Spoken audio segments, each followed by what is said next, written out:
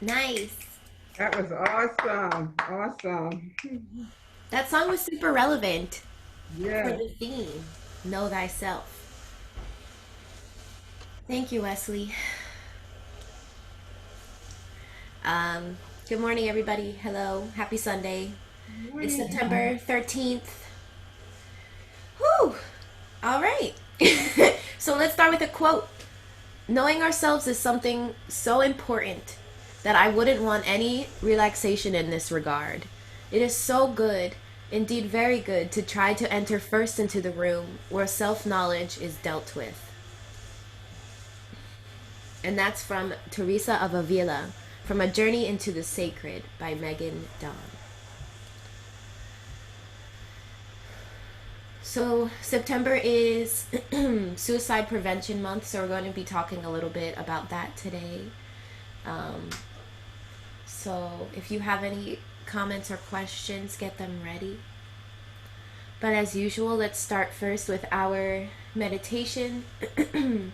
Let's just relax, get ourselves, our bodies, our minds, our hearts, our souls ready for today's discussion, and set some intentions to create sacred space together virtually.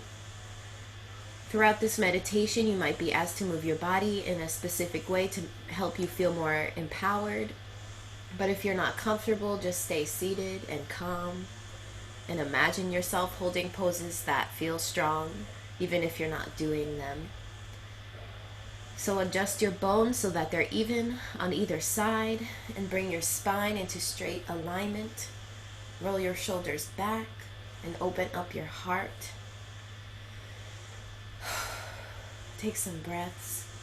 You can place your palms in your lap facing upwards. You can close your eyes if that's comfortable for you. Take a breath in through your nose and release through your mouth. And at the end of that exhale, take another deep breath in through your nose and fully let it go through your mouth. Let's do one more together. You can inhale, and when you exhale, you could let out a deep sigh or a sound. And notice how that feels for your body. It doesn't matter what's happened.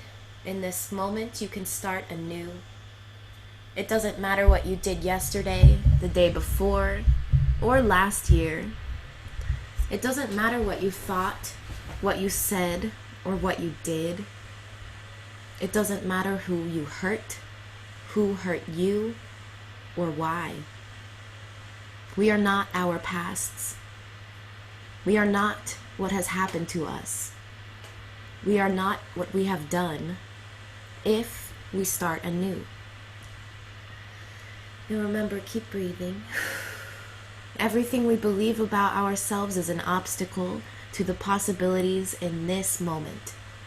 In this moment, in every moment, in each breath, lies the possibility of freedom if we start anew.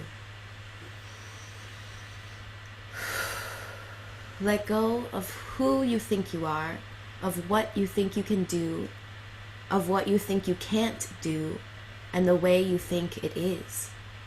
Instead, just be in this moment. Be present with what is here. Be willing to listen deeply, open to the experience and the life that is waiting for you.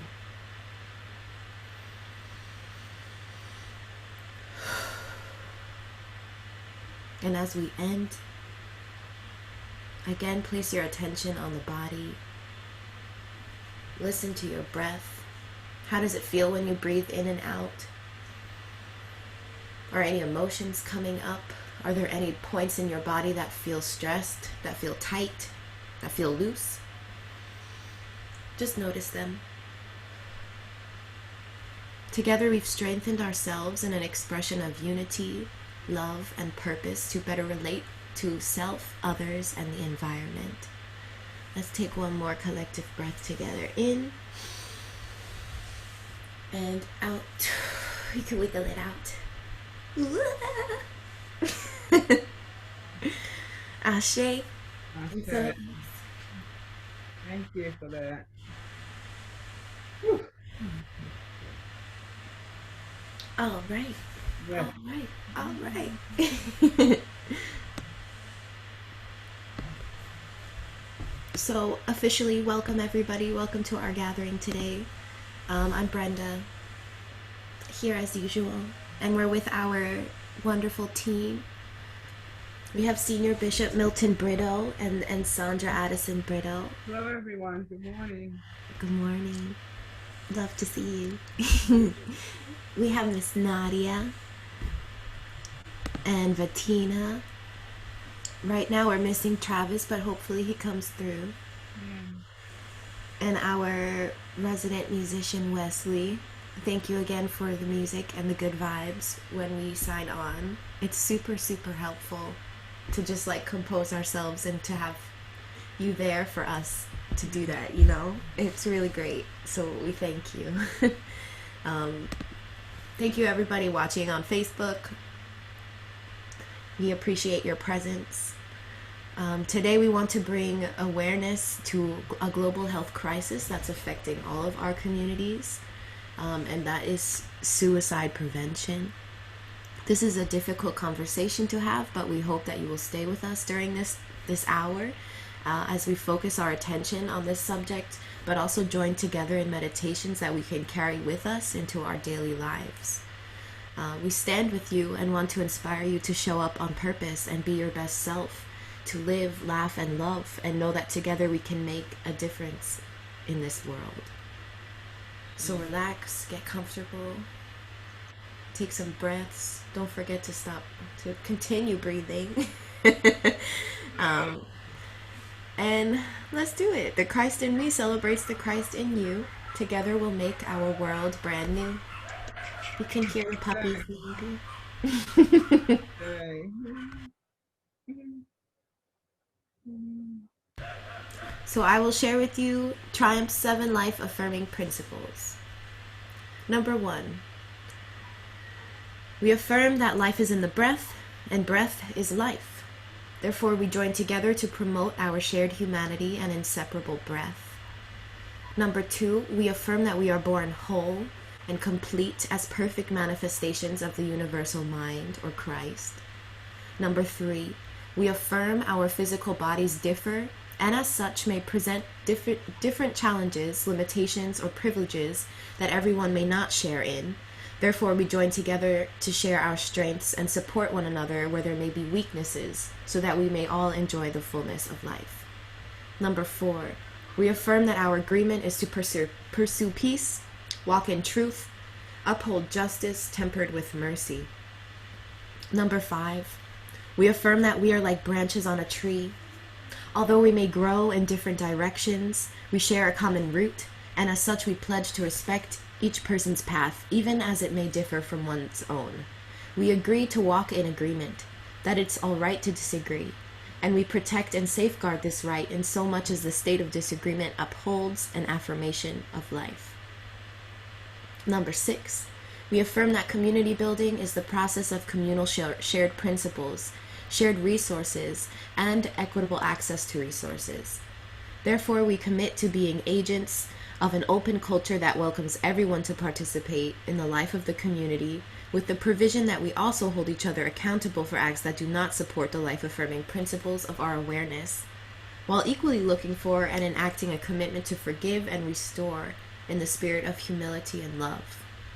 And finally, we affirm the earth and all that dwell therein are manifestations held within the universal mind, and humanity's role is to be faithful stewards of this earth by demonstrating respect and dignity for all beings, the sacredness of Mother Earth, and our commitment to caring for her as we care for ourselves. Okay.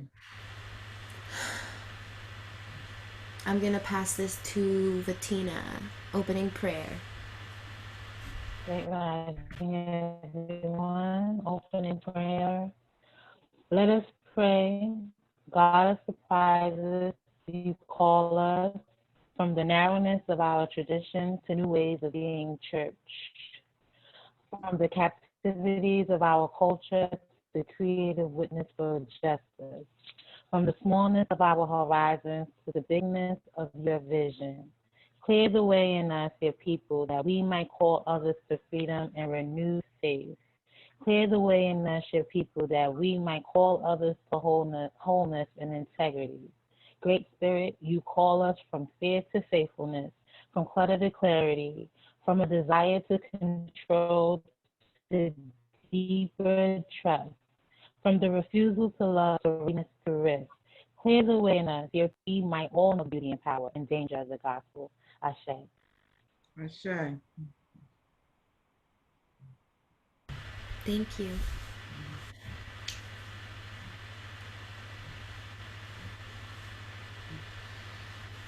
So let me share with you a little bit about Triumph Life Center if you haven't heard before. We opened on October 19th of 2019 under the umbrella of Triumph the Church of the New Age International, which was founded in 1904. We seek to further the work of founder Bishop Elias Dempsey Smith, who had a vision of a new world system that he fully believed was attainable through the shared practice of spiritual principles that would lead to our collective awakening or higher expression of the divine.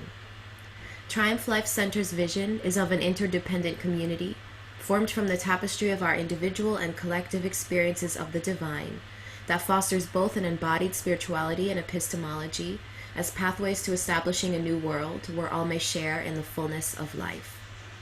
Triumph Life Center's mission is to promote the creation of new cultural practices and social and economic systems that are egalitarian, affirms our shared humanity, and holds sacred the earth and all life forms.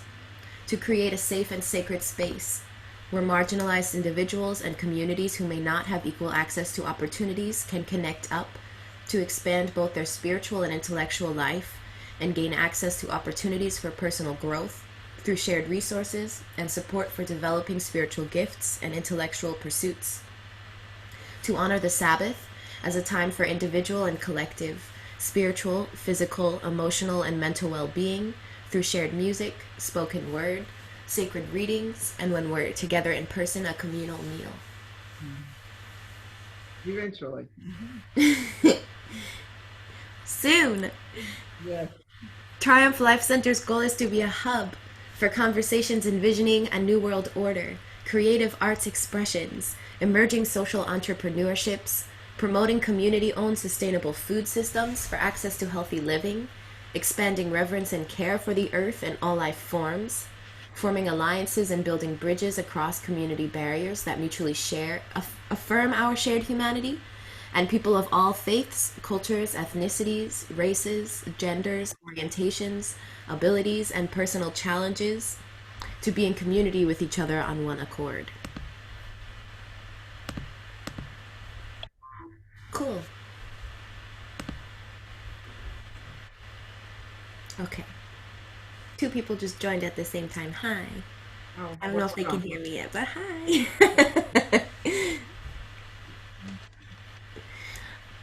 Welcome, welcome. Let's move on to sacred readings.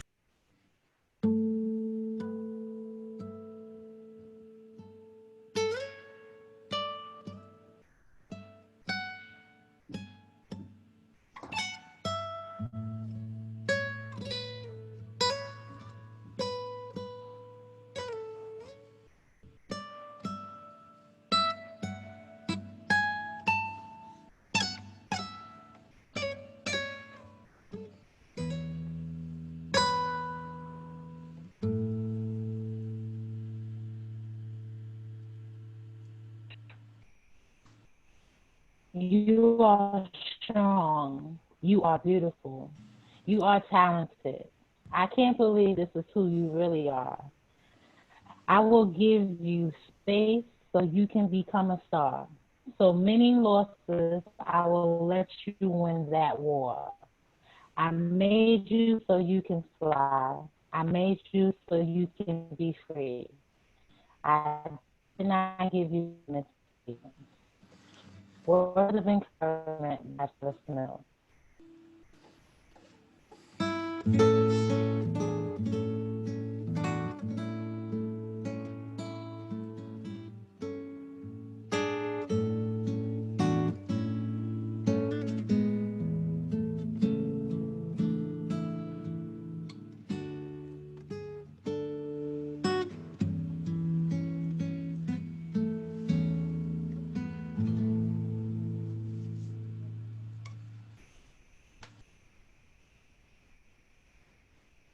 It was written, it was given, it was yours before you was born. God has a plan and you are a factor. You have no master. When the sun stares at you, it sees a star. No luck or chance, you are rare. Believe me, he cares. Destiny by Travis Mills.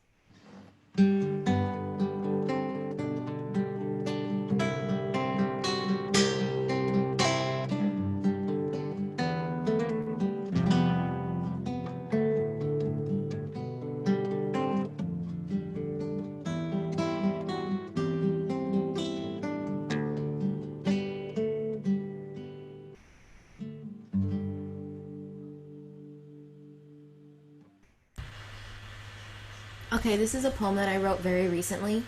It's a duplex, which is a type of poem that all the lines feed off of each other. So I tried my best with it. It's called Sunlight. Sunlight doesn't fade. I grow like a seed. I grow the seeds I sow. Let the leaves soak up the sun. Let me soak up the sun, the knowledge of ancestors. I acknowledge my ancestors, their warmth and their shade. Feel my warmth, feel my shade. Soak up my skin, soaked to the skin. Heavy clouds in the sky, heavenly clouds in my sky. Sunlight doesn't fade. Okay, okay.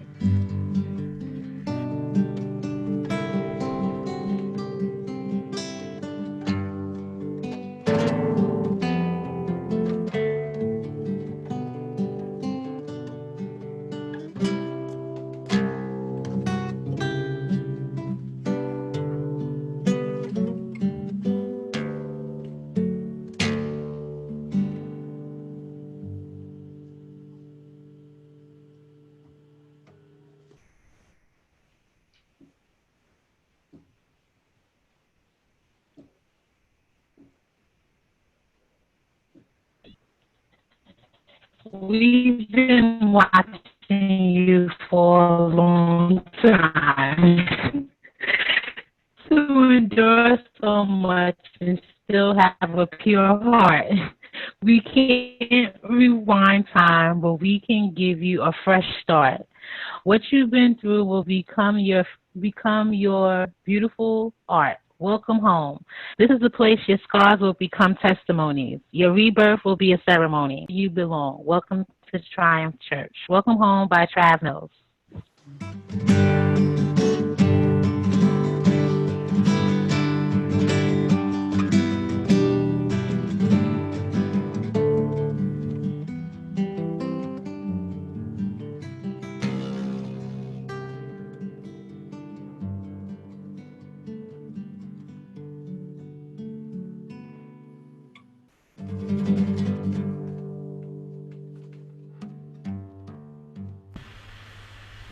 Thank you, everybody.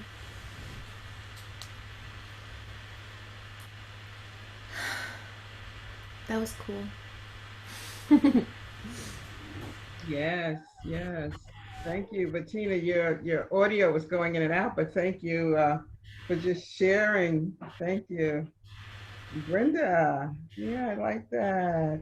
That was really cool. Sunlight. Thank you. Yeah.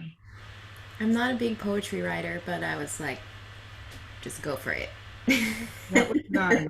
That was nice. Thank you. This is a safe space to share it, or I feel comfortable sharing it with you all. So let's take a breath and let's get into it. We're going to share some information about suicide. We're going to share some information about prevention. Essentially, this month is to increase awareness about suicide and to kind of take away the stigma behind it. I think there's a lot of fear surrounding it, a lot of misunderstanding and judgment. And it's important to have these conversations with people that we are close to, that we care about, that we love, to sort of normalize it, if that makes sense, or to understand it more. Destigmatize it. Take the stigma away. Destigmatize it. Yeah. You don't necessarily have to agree, but it helps to strive towards understanding. Um, Mental illness is the leading cause of disability in the United States. Since 2012, there's been a sharp spike in the number of diagnoses and prescriptions written for mental health disorders, especially amongst teenagers. Um, Suicide is the 10th leading cause of death in the USA, the second leading cause of death for ages 25 to 34, and the third leading cause of death for ages 16 to 24. So this is really affecting a lot of people in our country, especially younger people, late teens and mid 20s, mid 30s. And what's alarming too is the sharp increase in just the last 8 years. How it has really increased significantly, I think, amongst all age groups, and just understanding why, Mm-hmm. and that we are using this time, this is Suicide Prevention Month, to just bring awareness to this. So yeah, it's an important topic. It can be a difficult conversation, as you shared, Brenda, and one that we really don't think, that we should be talking about at a Sunday gathering, a spiritual gathering. But I think this is the place where this conversation must be had. Mm-hmm. There's a number of reasons why it might have increased. It could just be because there's a lot of stress going on in the world and things are changing and people are just in general more unhappy. It could also be that mental health is becoming a more significant field. It's still quite a new field, a new profession. It's not very accepted in a lot of cultures around the world still, or it's just not normalized. So having mental health more prevalent in our society might just help people to realize, oh, this is something I'm actually struggling with, and now I can put a label to it. Yeah, Be the types of tests that we give people of saying, like, it could be like psychiatrists and psychologists tend to give out assessments in order to understand what people are dealing with. So again, just having the accessibility of that might have produced an increased number, or it's a combination of all those things, quite honestly. yeah, I think you're onto something. I think it could be a combination of both of those things. That um, one, we're becoming more aware of mental health and mental health disorders, more aware in the sense that they're being recognized more in society as not being as being within the spectrum of health issues. I Mm-hmm. think often, I know, growing up for myself, the idea of mental health, besides being stigmatized, it was often spiritualized within faith communities as someone being demon possessed, Hmm. or something other than this is a health issue, and we can address it as a health issue, much like the way we address cancer, diabetes, hypertension, etc. Mm-hmm. So bringing it into that realm of a health issue, I think, is important, and that may be why we've seen the reporting of that being increased. But also, I think it's important what you said, that the stress level that we live with, I think, has increased exponentially Yeah. um, over the last few years. And this year, we have yet to see how that will impact us after we get past this year, the Yeah. stress of this year on mental health. So, yeah, I think both of those things are really important. And also maybe considering how technology is changing so rapidly over even just the past 10 years, that might have something to do with it, in the sense that a lot of us are really just like on screens and connected to the globe, which could be, there's good and bad to every situation. Yeah. I That mean, could be we're bad. more connected globally and to each other than I think we've ever been in the entire history of humanity.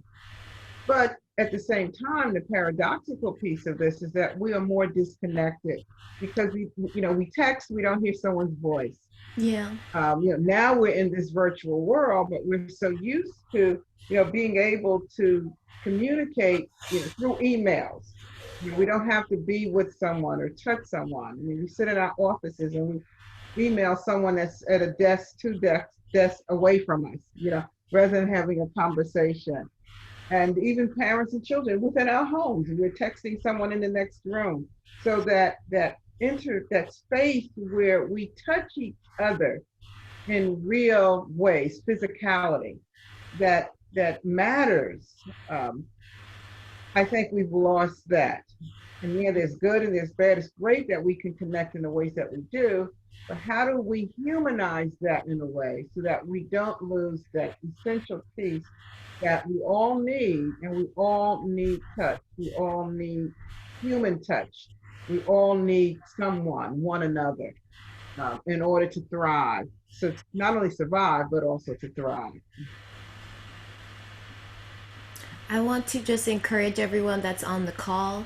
If you have anything, if anything sparks a thought or an experience you had, you're welcome to unmute yourself and just speak as we go through these slides. Yeah, we want this conversation. Yeah. We can talk forever. All right. So some statistics to share. In 2017, the suicide rate for men was 3.5 times higher than it was for women. Consider that. The suicide rate is highest among middle-aged white men, who accounted for almost 70% of all suicides in 2017. 70%. That is a huge majority. Yeah. And you would wonder why. I mean, we hear a lot about this idea of that I think is a false notion, but this idea of black on black crime and all the issues within communities of color. If 70% of all suicides were by, Latinx or indigenous or African American men, wouldn't you think that would be underscored as some pathology within that community? Like what's leading to that? And that we find that 70% of all suicides are from white, middle-aged males. That should sound an alarm. What's going on in that community that's causing such stress or unrest? What is the pathology there? What is the disease there that's leading to that we don't want to have that conversation around? Maybe it's not being questioned as much because just that status of being a white man in America is the dominant culture. So to challenge that or to question that is, it's almost like hands off, don't touch. And as a result, we see white males dying through suicide, killing themselves. Unfortunate. Research also suggests that while women attempt suicide more often, men choose more lethal means of suicide. I've heard about this before. And that is meaning that women tend to choose methods of suicide that are not as intense, quote unquote. Like they wouldn't be using a gun as often to kill themselves, which is a very blunt and final act. Maybe instead they would choose to cut themselves, or they would choose to overdose on some medication, with the chance that with a greater chance of survival in that type of method. The World Health Organization reports that suicide represents half of all male violent deaths worldwide. That again was just alarming to me. Yeah, very alarming that this male on male violence, that again, we don't really talk about it because male on male violence is more prevalent than say the idea of gendered violence. Male on male really is the most violence we find not only in the US of A, but worldwide. But half of that is from suicide, which means half of that is something that is a health issue. It's a health crisis. And globally, what's being done to address that? Within the US of A, what is being done to address that? So half of the males that die violently, it's not because someone took their life, it's because they took their own life. What does it say about masculinity and the Hmm. way boys and men are socialized? Are we creating this health pandemic through the way we are raising boys? And the idea of masculinity, that is, the weight of it perhaps is unbearable, a weight they cannot carry through life. Hmm. Men over the age of 65 are at the greatest risk of suicide. That also was sad because you live your life, and that's a tragic place to be. Um, Senior Perhaps citizens. in this culture, at least in the United States, um, I suppose older age is not valued as it is in other cultures. Like that, it's beautiful knowledge, experience, wisdom, and like having to deal with all of the stigma that comes as an older person. As you start to age, it's like maybe you're not treated, or you're not seen as valuable because you are not as youthful looking and as perhaps as active. But though all of this is just like stereotypes and Yeah. standards that our society holds, because it's just not valued older age. And then, in our culture, that sense of accomplishment. Well, I'm not successful, or I'm Mm. older now, and what do I have to show for my life? Mm-hmm. That sense of failure, that sense of frustrated with not achieving, quote unquote, that American dream, Mm-hmm. or having the appearance of that, but so overwhelmingly being crushed by debt that Mm. trying to hold up that image is deafening. It's killing you trying to hold up that image, that you've worked yourself literally into the debtor's grave trying to maintain that. So I think all these things may be a contributing factor.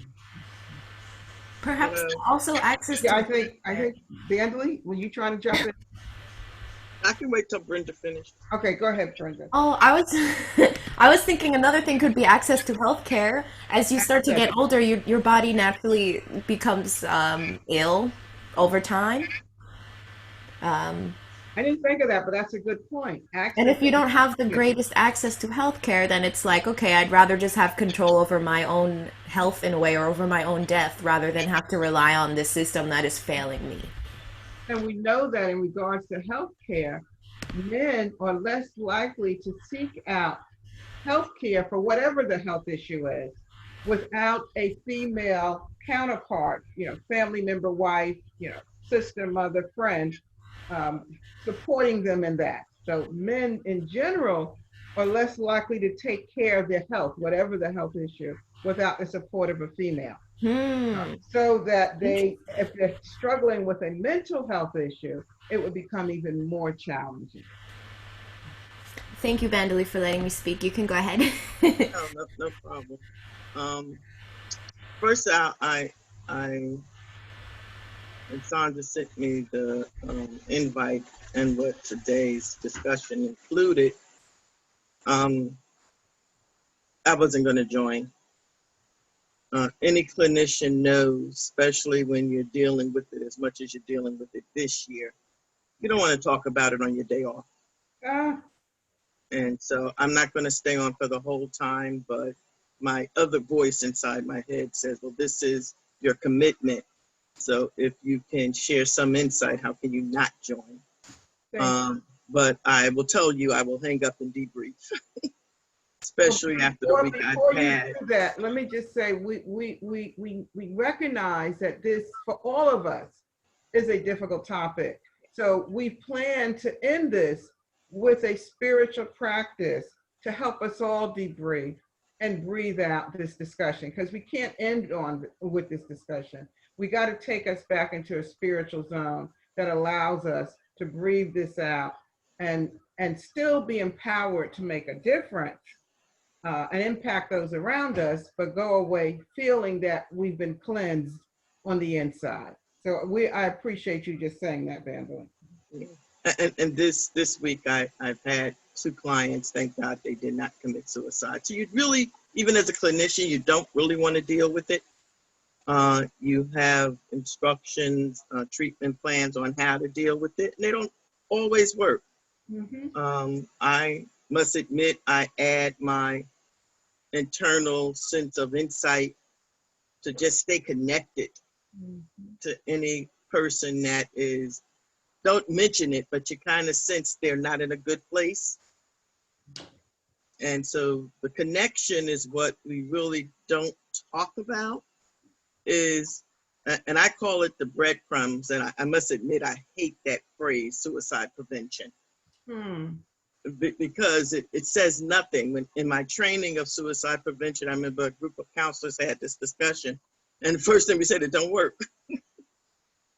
And so from that mental mindset, it really begins as a child, and most of us don't really think about it that way.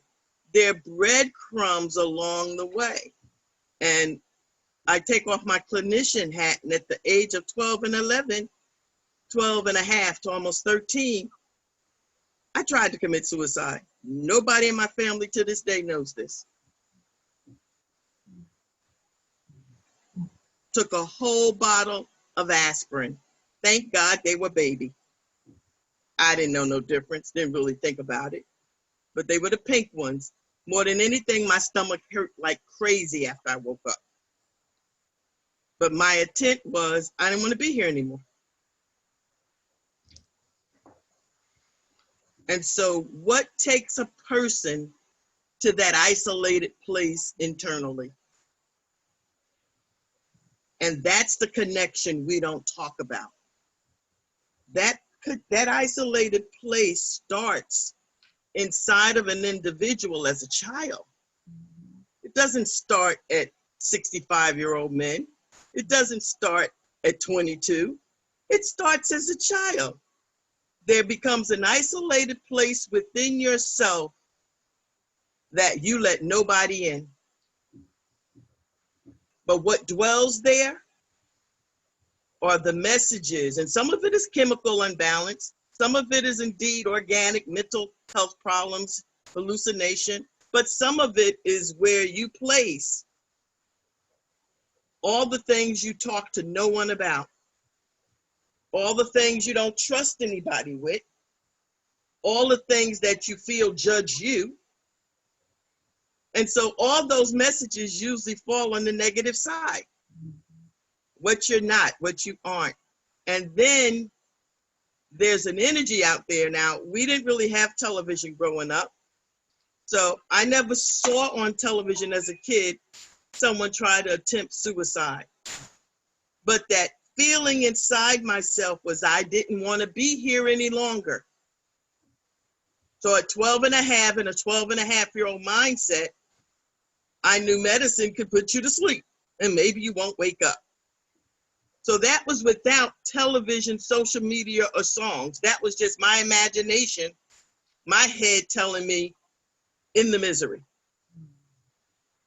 And it's funny, I was on the phone talking to a church member, telling her I was going to do this, and she didn't take me serious.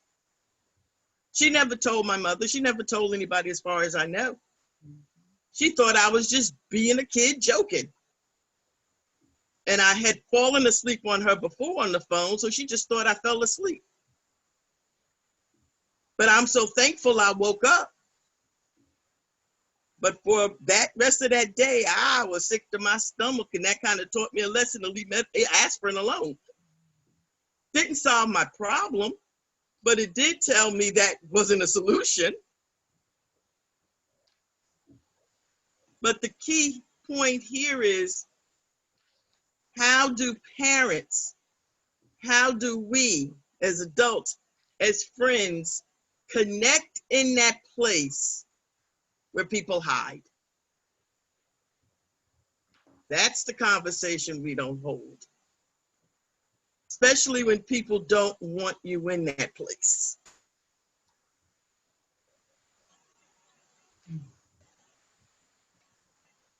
Wow. I think we can just sit with that for a minute. Oh, one more thing. Yeah. Oh, I got this video this week, not really knowing. I thought I had saw it and I wasn't sure, but I always love. I was asking Sandra what was Oscar Davis, his wife's name, and it's Ruby Dee. Ruby D, yeah. And because I love her, I loved her voice, and so she's in it. I think it's one of her last movies, and the movie is called A Way Back Home. It's an older movie, but it's a Christian family-based movie, and it just happens to be about suicide, which was just weird. You know, nothing happens for no reason. And I kept saying, why is he saying, and I was kind of confused because he kept saying, my wife left me, she left me. And in the end, it revealed how his denial of trying to even accept she committed suicide. It's a very powerful movie, very friendly to discuss, easy to discuss because it talks about aging, loneliness, signs of mental health that was in the movie. So if you want to, I got it at my library has movies. I don't know if you can find it anywhere because it's one of those old ones, but it's a good discussion, a light discussion to use to talk about suicide. If you can type the title in the chat room, that would be helpful. And then Brenda, we can share it with everyone later. I will try. James, go ahead. This is Go ahead. James. Good morning. James. Good morning. Yeah, you know, Vanderly, I want to say thank you for sharing that. Yeah. And here's why. There's a couple of things.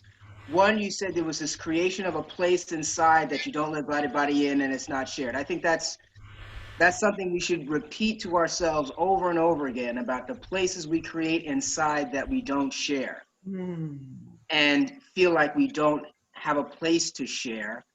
And what it is it's a reminder that we are not islands. As much as we would like to think that, you know, I created myself, you know, there's this interaction. I just had a conversation where, you know, as human beings are dynamic entities, always being impacted by the environment. And you are part of your environment, you know, and it's how do you manage that? And people play a role in how you grow up, how you think about yourself, you know, and you have to have some way of filtering out the stuff that's bad. And especially as a kid, and you know this, kids tend to go negative like almost instantly, like with no, you know, so yeah, I don't really want to talk too much, but I just wanted to say thank you and share that this notion of that place in the self that's not shared is a real huge key. And being able to recognize that in yourself and being able to recognize that in another is a positive step forward towards helping a person thrive. Yeah. Yeah. Absolutely. Thank you both. Sandra, I have a situation that happened with me where I had this great friend in school, a musician, that happened like we used to study in two different music schools at once. Right, he was my age. We used to go places together. We would do many things together. He was so talented. He used to play saxophone in one school, and at the other school he would do another instrument. So he was like a genius, a little genius. And for some reason, you know, time goes and we were like apart for a while and then I was thinking, oh, I should call Thiago because it's been a long time that I haven't talked to him, and for some reason I didn't call him. And then 1 week later he had suicide. Like he you know, he just killed himself in his bedroom, and he actually even put the Bible while he hanged himself, and the Bible was like below it, and so his dad had to you know, take like from the situation. And I just like think that between artists, like, and between humans, like he was my age, right? He was like 20, like 1 years old at this time, right? He was, and then I think one thing that I don't know if I felt like this pressure of the society gives to people, that we want to always be showing our strengths. Nobody wants to show the weaknesses. Mm. Oh, and then on internet, like this whole thing about like, oh, you show the good sides of your life. You just, that's all we do, right? Because that's how the system works. Even myself, sometimes I like doing jokes with myself about my weaknesses, and everybody tells me, don't do that, right? Do like tell about your strengths. Don't say, but I don't think this is a good thing, because sometimes when you are like in your island, live in that moment, and you see that you think everybody else is having a blast and you are just suffering yourself.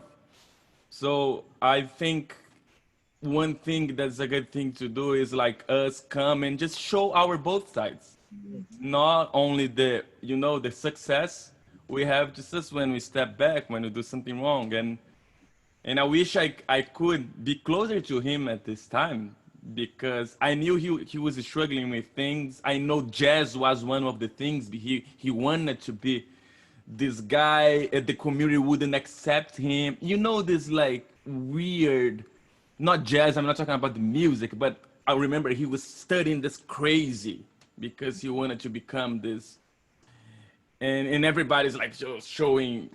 And so this is one thing that I, as a person, I think I wish I should do, is just getting close to people and say, listen, I do the same mistake. And you know, that's my experience with that. Thank you for sharing, Wes. So sorry for the loss of your friend, but thank you for just sharing that story. Yeah, this is James. That notion of the pressure of the culture is, I think, really important, in how we take on these cultural scripts that we have no idea where they came from. We don't understand it. We don't understand why they're there. And, you know, in some ways, capitalism structures it that way. It's basically either you can deal with the way capitalism works or you're out. Mhm. And that's it.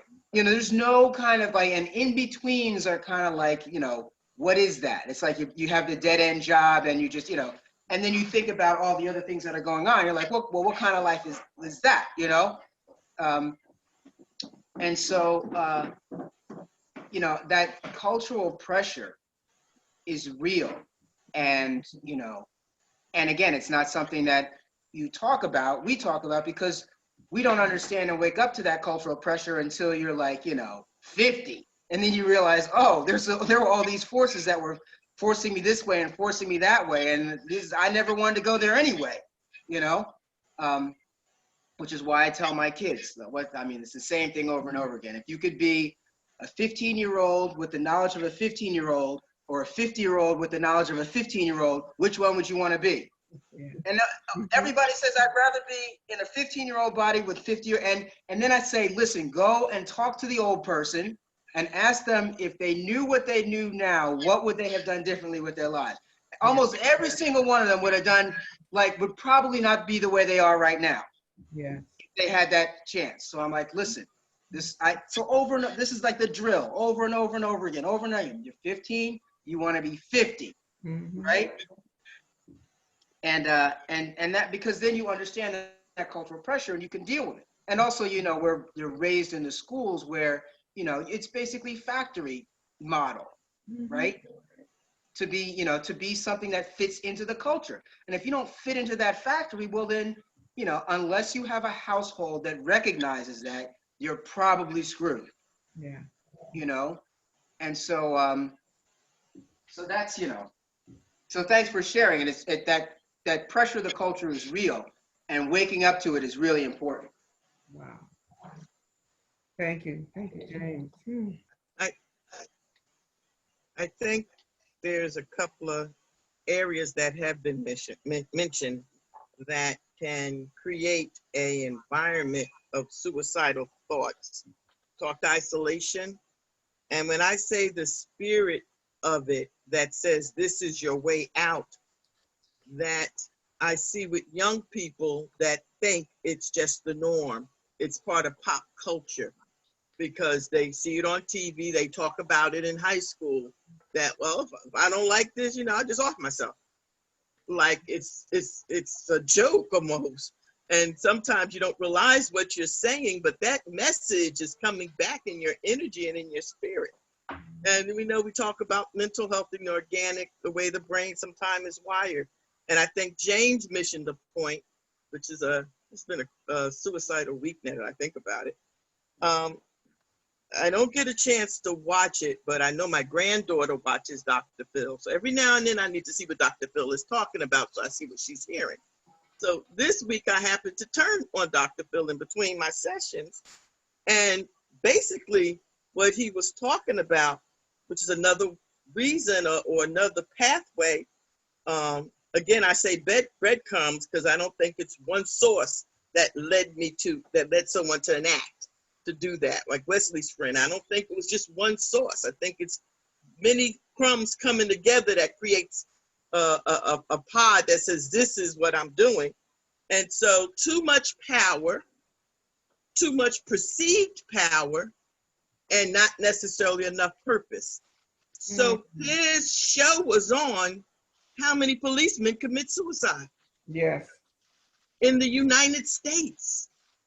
And what he had was their wives and their children. And most of them said there were no signs. No signs. One or two said there were signs. They knew they were struggling.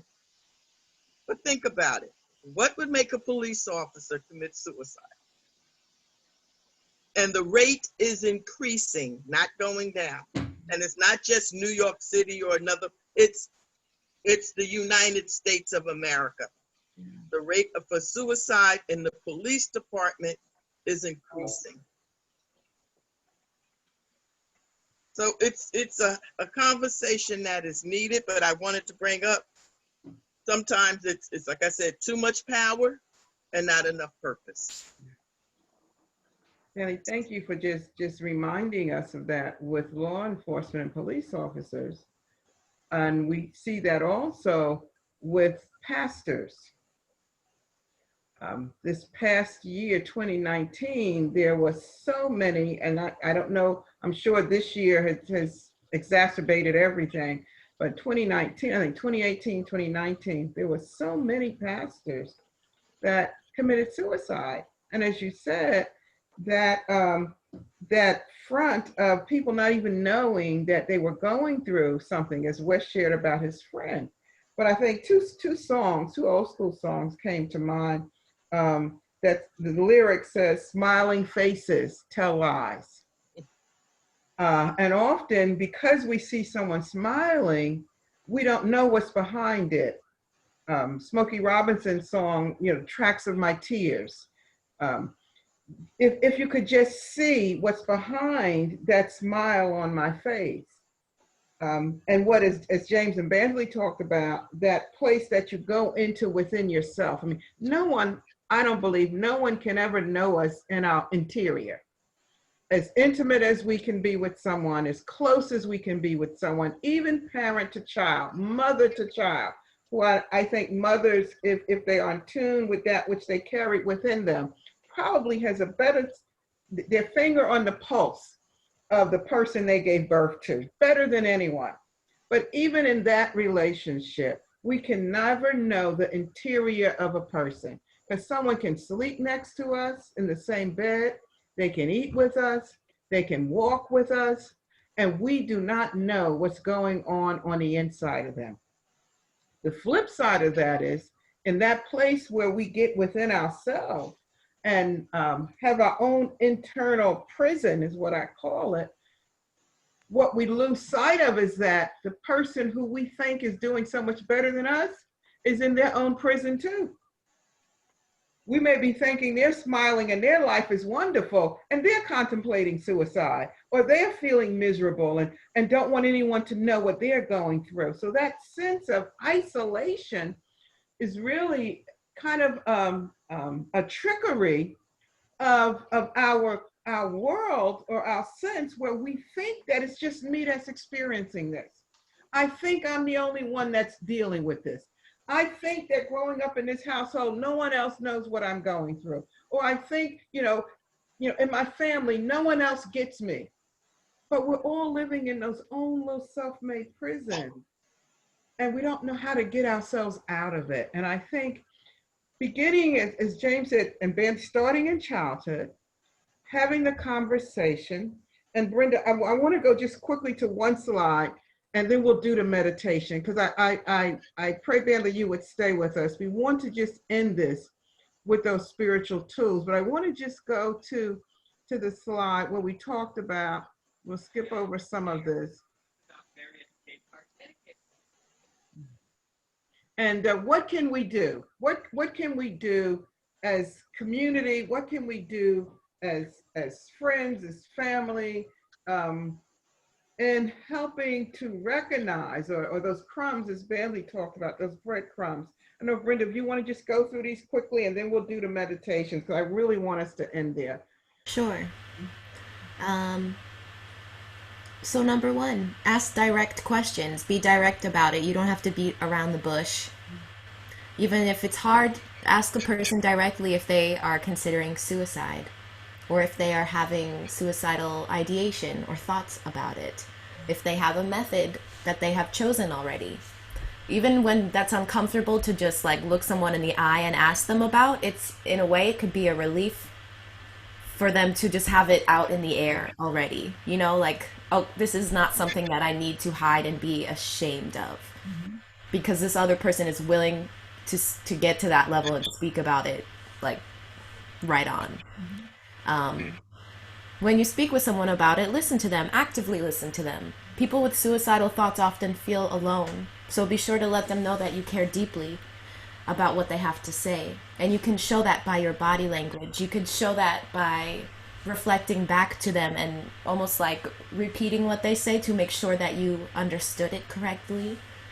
You could just honestly hold their hand. You can show emotion. These are all ways of actively listening to somebody. And you can kind of just go with it instinctually, depending on what that other person seems to be comfortable with. Do a safety check. If you're concerned for their well-being, try removing anything that they could use to harm themselves, such as substances like alcohol, drugs, medications, weapons, access to a car. It could even just be something sharp and pointy that they would have in their home. That's kind of like creating a safety plan with them, with their collaboration in a way. Don't keep it a secret. Let them know you'll come up with a plan that involves telling a professional who can utilize many services and resources available to help. And ensure that they seek professional help. Unless you work in the mental health industry, it's important to suggest that they seek additional help from other people, such as doctors, counselors, psychologists, social workers. Overall, somebody that they trust and feel comfortable speaking to. Just want to quickly just read the last list. No signs. Some signs. Talking about death or suicide, feelings of hopelessness, saying that they are a burden, withdrawing from friends and family, losing interest in activities, extreme mood swings, giving away possessions, or saying goodbye to family and friends. Can you add one to that one, Sandra? Yes, please. Especially if someone asks you, are you contemplating suicide? They will say to you, no, but they will say, but I have these thoughts all the time that there's a better place to be than here. Wow. That's a suicidal thought. So even if they say no, Yes. that's a trigger when they frame that in that way, that really is meaning they're contemplating suicide. Yes. Something I've also learned is that if they show like a burst of energy, or they're just more active within a short period of time, And that could look like a positive thing, but it could be that maybe they feel physically more capable of doing things, and that gives them enough energy to actually follow through with their plan of suicide. So it's kind of like contradicting that sign in a way, but it's another warning sign. I also really want to mention that I was thinking about how in other cultures sometimes suicide is seen as more of like an honorable thing, as something that's like valued and worthy, and it shows that you are a strong person. So right now we're really considering suicide with our perspective as people living in the United States. So I'm thinking that if we were in another country having this discussion, it might look very, very different. And that's an important point to bring in, because we have certainly a Western perspective that's shaped by religious tradition and our culture. So that's important for us to acknowledge that.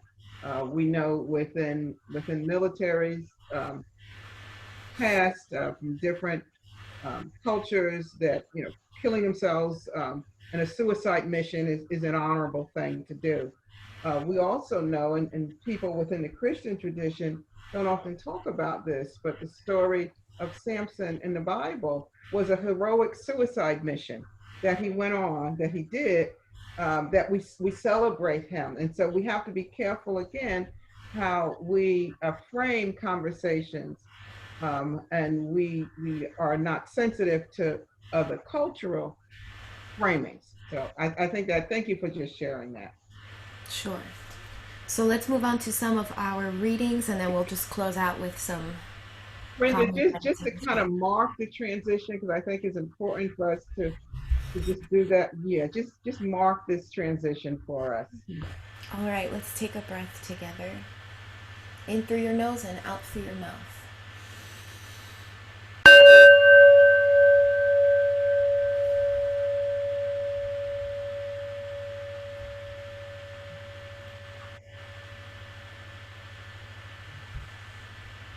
So, Know Thyself by Teresa of Avila. Knowing ourselves is something so important that I wouldn't want any relaxation in this regard. It is so good, indeed very good, to try to enter first into the room where self-knowledge is dealt with. So the short reading is coming from the text that we referenced, Meditations with Teresa of Avila, A Journey into the Sacred. And it says, the journey of self-knowledge requires an ability to be very honest with oneself and a desire for self-responsibility. It means that we no longer blame others for the state of our soul or project our old wounds onto new or old friends. It means we are able to acknowledge to ourselves and speak clearly to others the thoughts and emotions we are experiencing. We can become too easily distracted by higher spiritual truths and teachings and neglect to look at the way we live in this world. We are a grand mixture of ancestral, genetic, psychological, and spiritual components. All these come to light in our daily lives, and many of them are not as attractive as we would desire. We must remind ourselves that by acknowledging these not so welcome traits, we are entering to the realm of humility, the place where we understand that we are superior to none, the place we can all afford to dwell in. Our ego would, of course, prefer not to enter this room, and our pride struggles to remind us that we are better than others. It does not want to face those darker areas of our personality. The trickster resides within us all and will certainly emerge whenever we bring light into the darkness. It will try to divert our attention to explain and defend its position. We may find ourselves suddenly becoming preoccupied with a phone call we have to make or an email we have to send. Or we can find ourselves embroiled in a very complex inner dialogue as we comb previous situations for minute details. Our every word justified and our position defended. When we find ourselves falling into the traps of the trickster, please know to bring ourselves lovingly back into the presence of the one who knows, and to place ourselves humbly at the beloved's feet, our higher power. Through this action, we acknowledge that it is this loving presence who reveals the light in our hearts, not the ego. Only then will the truth of ourself be revealed. The journey of knowing the self is a constant process. We move in and out of the room of self-knowledge as our life and soul demands. Meditation.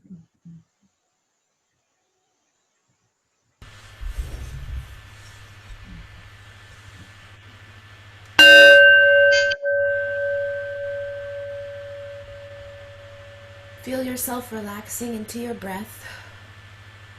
Open your heart and soul. Ask for something of yourself to be revealed and receive it with love, knowing that it is a part of you. Feel how this awareness affects you,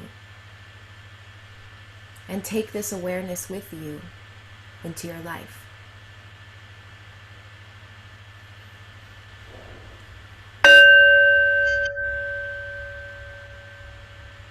Feel yourself coming into a gentle place of rest. Allow any feelings of unworthiness to arise. Ask the beloved, your higher power, to love those feelings and the part of you they arose from. Feel the desire to let them go and to let them dissolve into love. Feel your own goodness and know that you are perfect just as you are. And take this awareness with you into your life.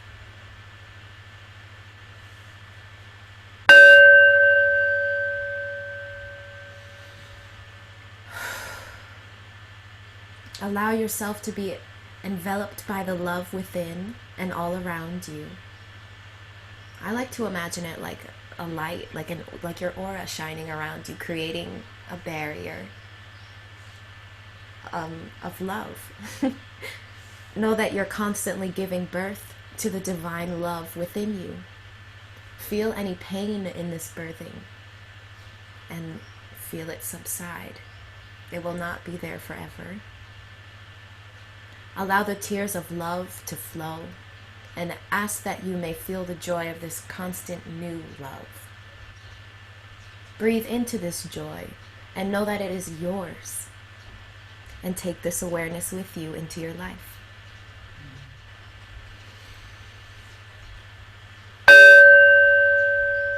Ooh.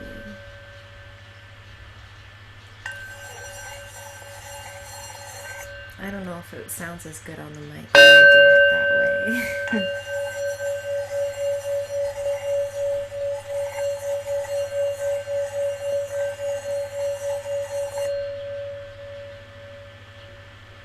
I wish that you could feel it in person. It feels like a very nice vibration that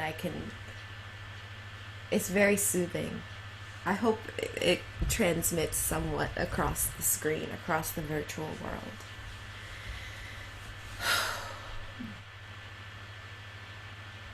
All right. Do we have any final thoughts? Anything that anyone would like to say before we close out? This was really good. I think it was an excellent way of touching on a very difficult topic and healthy. And lets us all know that I think as far as these things are concerned, we're on a good path. So thank you. Thank you, James. Sure. I know Beverly is on. I don't know if she's able to just unmute. You know, Beverly did a chaplaincy program with and I just wanted to know if there was anything she would like to share, if she's able to unmute and come on before we close out.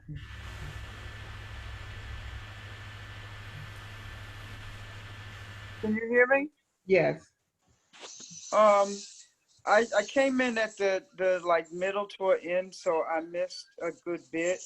But I know this is a great conversation. Matter of fact, ironically, I was talking to my daughter this week because she had a girlfriend that she went to school with from high school. They went all through high school together, college, and she suffered from bipolar, but yet she was able to function in life. But her mother died from breast cancer. I think it was in January or February. And that Mother's Day, she committed suicide. Wow. So we were discussing it, talking about it, because my daughter was saying that she had tried to reach her that day because she knew it was a difficult day for her. And she wasn't answering the telephone. She wasn't responding. She wasn't answering the door. Even her father, her boyfriend, several people had reached out to her, but she did not respond. And then the next day, her father just goes into the house and he finds her that, taking pills. So it's a very, important conversation, because not only do you find that the person committed suicide, but those that are left behind, those that are friends, those that are family, which I said to my daughter, because you couldn't reach her doesn't mean you have to take responsibility. You don't have to feel that you share in some of this responsibility, because there's a burden left on the family and the friends that are left behind when something like this happens. And I did take a course in pastoral care and counseling. And one thing that we did learn, because I'm not a clinical psychology or anything as my sister is, but that if anyone that I'm counseling or even if I get any notion of suicide, it is my obligation to refer that person to a professional Mm. and to make sure that they connect with a professional. But once you make that connection, then but you cannot just ignore it. If you hear the triggers, and some of the triggers that I heard, and it's true, I think it's Jessica, right? I'm not sure. Jessica. No, you're not Jessica. I'm sorry. I'm bad with names. But usually Brenda? a person is going to commit suicide, sometimes they get very jolly, they get very happy, they get very full of life. Yeah. So you think that everything is okay, but that's when you really need to pay attention more closely, because it's like the dynamics of their life has changed suddenly, or everything's all right because they made that decision. So it's a good topic, and it's something that is definitely needed. I'll share one thing that really concerned me. One day I was leaving work in Millburn, and it was late, like 9 o'clock and it was dark. And as I went out the exit, there's a train right there. I saw a young man with his hand in his head, sitting there like he was in despair. And I think, because why is someone sitting here at this hour of the night? But in my spirit, I just offered a prayer up for him. I could tell he was in some sort of turmoil, but there was something wrong. The next morning when I got to work, everything shut down. The man had killed himself. He jumped on that train track and he killed himself. So when you say this, and I say, Lord, why did you show me this man? I mean, I prayed for him, but I didn't do anything to prevent what he was, because I had no idea what he was contemplating doing. So it makes us, I think it makes me to be more consciously aware. When you see somebody like that, be just a phone call to the authority, or someone could have got him off of that, from that place. Because no doubt he sat there all night, because he didn't do this till 7 o'clock in the morning. So it's, the more information we have, the more we'll be able to be aware and be able to deal with situations, because especially now during this time, it's a very crucial issue. It's a very concerned people, and there are a lot of people who are struggling against the weight of depression, which leads to suicide. So I'm just thankful that of the little bit that was shared and what I heard. And these type of discussions we need to continue because it's definitely needed. Thank you, Beverly. There was one last point I wanted to kind of just join in with Beverly on. There's one statistic you won't have, and I want everyone to understand that professional help does work. Just in my career time alone, I don't say I've helped individuals prevent suicide. I have helped individuals redirect their life. Mm-hmm. And that really does make a difference. And I've also had to refer individuals to a higher level of care, a regimented program for continuous care, because sometimes that pattern is consistent. They get treatment for 6 months and they're right back to having suicide ideations and coming up with a plan until you find them. And that's more when there's organic problem, brain problem. And so I try to work with clients to redirect their life, to connect to a reason to live. Wow. It's easy to die. It is hard Yes, to live. to live. Remember that. That is so important. Living is tough. Hmm. It's hard.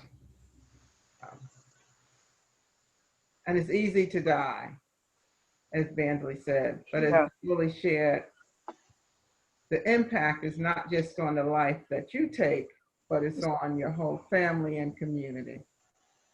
Wow. I just really appreciate all of you. Brenda and I, we didn't know where this was going to go, and we had a lot more stuff, but it developed and evolved the way it was supposed to, and it was just very empowering and impactful for me. Brenda wanted to give the announcements. We'll have Wes do a closing song, and I'm going to ask if we have our prayer that we usually do, but I'm going to ask if maybe one that's on here would like to just do a prayer, especially for someone who may be considering suicide or family member who's dealing with the loss of a loved one. After the announcements and Wes's closing song, if you will close us out with a prayer. Whoever would like to do that. Go ahead, Brendan. All right, so announcements. I don't have them in front of me, but as usual, our resource guide is being updated every week, and we share that on our Facebook page. It's interactive. You can click on the links and educate yourself, entertain yourself, find out information about the new school year, about the pandemic, about financial support and support getting food. Next weekend, we have an event that's called Breaking Bread, Building Bonds, and this is through, it's an initiative through the Brooklyn Borough Hall with President Eric Adams. He will not be on the call himself, but this is something that he created so that people from all different parts of life can come together and have a virtual discussion and meal together. If you're interested in joining us, you can email us at triumphlifecenter@gmail.com. That will be next Saturday evening at 7 p.m. We also have our playlist that we have on Spotify. I actually just included the songs that we talked about today. We also updated our YouTube page, so if you're interested in looking at some of our past discussions and some of the musical performances and spoken word that we've done in the past, when we were in person too, you can take a look and review those memories. It was pretty fun to work on that. And I want to say that's it. If you need anything, if you have any questions, comments, suggestions, any ideas for what you'd like to see in the future, please let us know. We are here for you. I'm going to pass it to Wesley.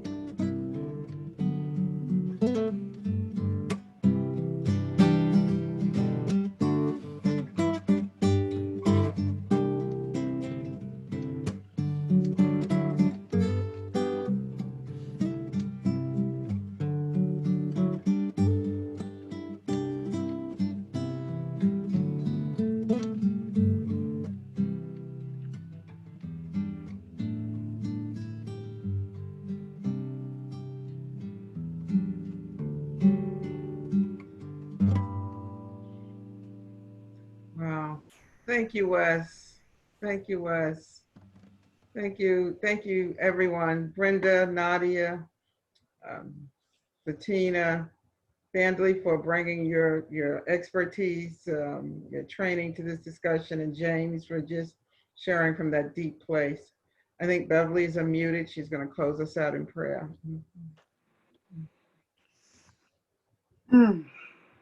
Kurt Carr has a song that says, I almost let go. I was right on the edge of a breakthrough, but I couldn't see it. But God held me close, so I wouldn't let go. He shares his testimony before he sings that song that said he almost committed suicide. So today, God, we just come before your throne, God, first saying thank you, God, for just everyone that's on this fellowship, for everyone that has presented, for everyone that has spoken from a place of personal pain, of personal grief, and personal experience, God. But most of all, we lift up the world in which we are living in, God, because someone right now is on the verge of giving up. Someone feels like it's hopeless. Someone feels like they cannot face tomorrow. Someone don't know whether to turn right or to turn left, God. But we thank you, God, that maybe that something has been said or someone has heard something on Facebook, that some word will come to them that will make them stop and take a moment and reflect and say, as no, I can go on. I can go on from here. I can make it through another day. In spite of the way things look, there is light at the end of the tunnel, God. So we thank you for Triumphant Life Center, God. We thank you for the ministry. We thank you for Bishop, God, and how you continue to keep him and to bless him. We thank you for Sister Sandra, God, for just her standing and being in the gap, God. We just bless this ministry, and we thank you, God, that something will be changed. Somebody's life will be changed. And as we go through this month of suicide awareness, that we too become aware so that we can maybe speak a word, say a prayer, direct to the right source, God, so we can save a life, God, because ultimately it's about giving life and not taking life. So we just thank you. We bless you. We give you all the honor and all the glory. In the precious name of Jesus, we do pray and we say amen. Ashe and amen. Thank you, everyone. Go in peace. Live, love, laugh. Let's be one another's keeper, sister and brother's keeper, and look out for one another. Thank you, everyone. To our Facebook family and friends, we love you. God bless. We'll see you next week. Yes.